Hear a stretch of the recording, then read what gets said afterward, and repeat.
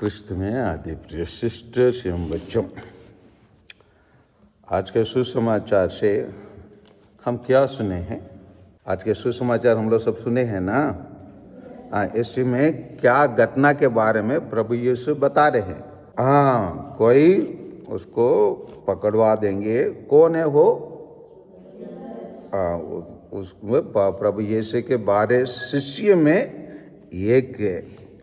इसको कैसे प्रभु यीशु इंगित करते हैं कि वही प्रभु यीशु को पकड़वाएंगे?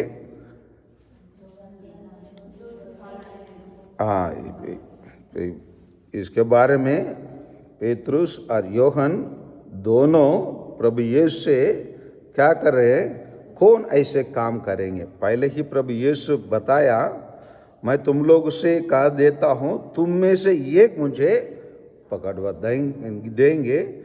तो पेतरुस योहन को इशारा किया और उन्होंने पूछा, और उसके लिए प्रभु यीशु क्या उत्तर दिया?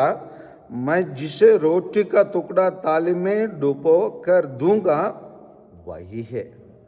तो और उन्होंने रोटी डुबाकर सीमोन के पुत्र यूदास इस्करियोत को दिया और उन्होंने उसको ग्रहण किया और ग्रहण करके वो बाहर निकला तो उसके अंदर कौन घुस गया?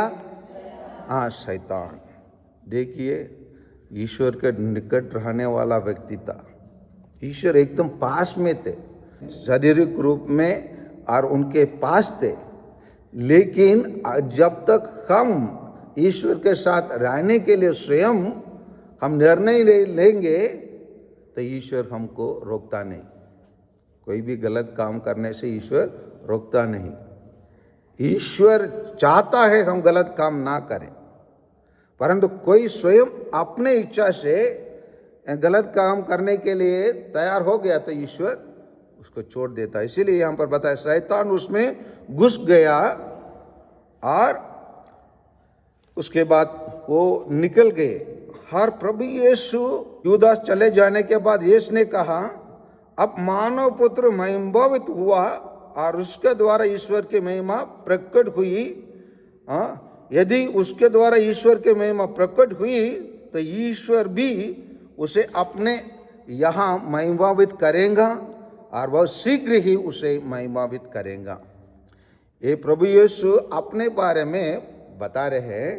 हम लोग संत योहन के सुसमाचार अध्याय 12-24 में कुछ बता रहे हैं। अगर कोई व्यक्ति महिमान्वित होना है तो उसको क्या होना की आवश्यकता है बताते हैं। 12-24 को पढ़िए। मैं तुम लोगों से ये कहता हूँ, जब तक गेहूं का दाना मिट्टी में गिरकर नहीं मर सकता, जब तक वो क्या रहता? अकेले ही रह जाता। लेकिन जब वो मर जाता, वो क्या हो जाता है? बहुत फल लाता है।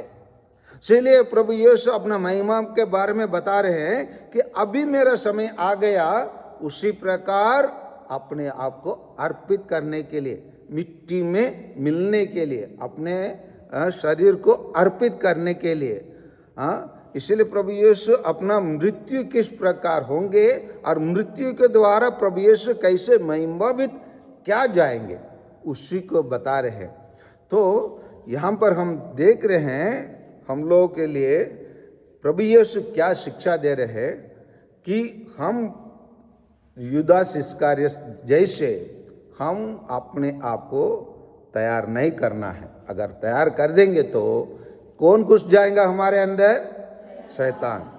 और इसीलिए हम अपने आप को अच्छे से देखभाल करना है। प्रभु, हम गिरजाघर में काम करते हैं, कॉन्वेंट में रहते हैं, मैं पुरोहित मिसा चढ़ा रहा हूँ बोलकर हम अपने आप को ये गारंटी नहीं दे सकते हैं कि शैतान हम में नहीं घुसेंगे। शैतान कभी भी क्या कर सकता है? अपने वश में हमको ले सकता है, जैसे वो यूदास को लिया।